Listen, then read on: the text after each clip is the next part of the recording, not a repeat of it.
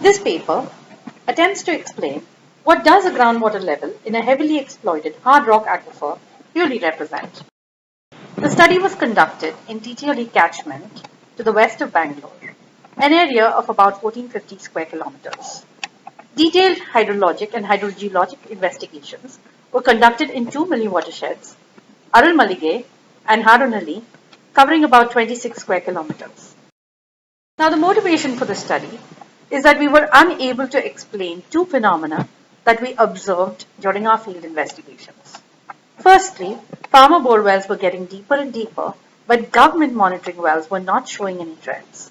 Secondly, there were significant variations in the depth to groundwater in wells. Sometimes two wells within a single field could have a groundwater level hundreds of feet apart, and there was no obvious explanation. So the first thing we did when we started our field investigations was to conduct a well census. We geotagged every single well in the 2 million watersheds. We interviewed farmers to ascertain the depth, the year of construction, the number of sources, the yield at the time of construction, the current status, and the year of failure if the well was abandoned. And the study revealed some clear patterns. Firstly, where the wells in the 1970s were much shallow, the current median depth of the wells is well over 1,000 feet. Additionally, we also conducted a census of open wells, and we found that not one single open well in the Milli watersheds held water even after heavy rains. Yet, paradoxically, government monitoring wells with long-term records showed relatively shallow groundwater levels with surprisingly little seasonal variation.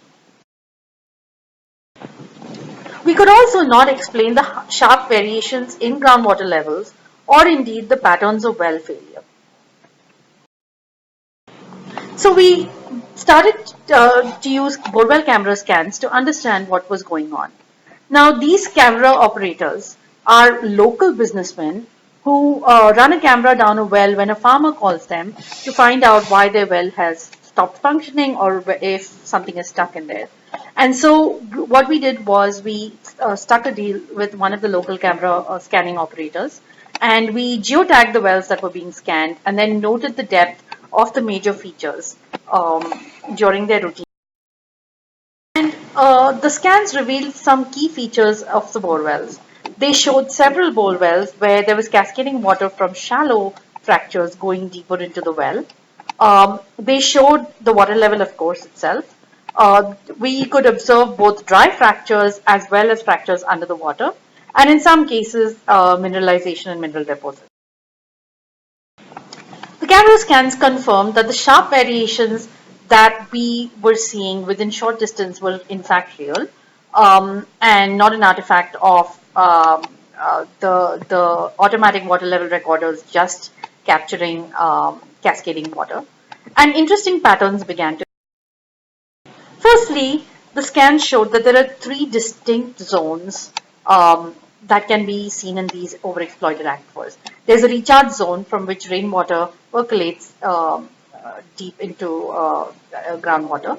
And the recharge wells, which were shallow and terminated within these the recharge zone, typically held fairly shallow groundwater levels. And we assume that this is because there is really no place for the water to escape to.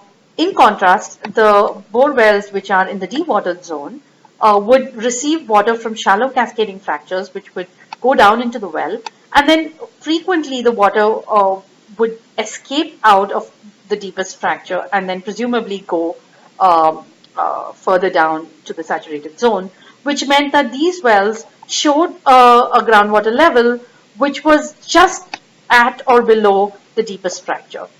Finally, the deepest wells, which were productive and terminated in the saturated zone, often had water levels which had several productive fractures below the water level.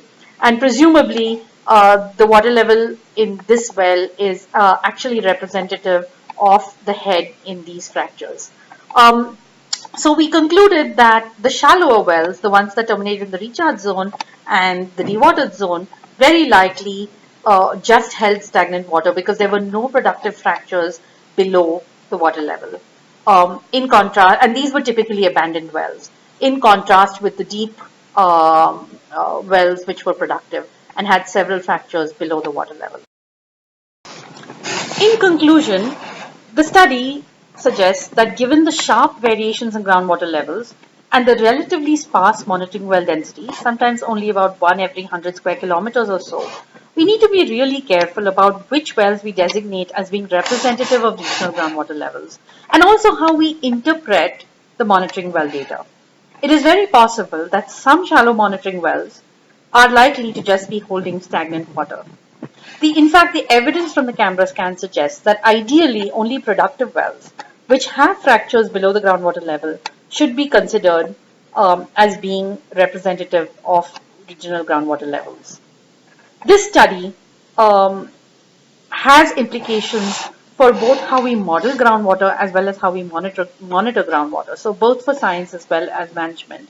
And much more work is needed to really understand the flow pathways of groundwater in fractured rock aquifers. Thank you.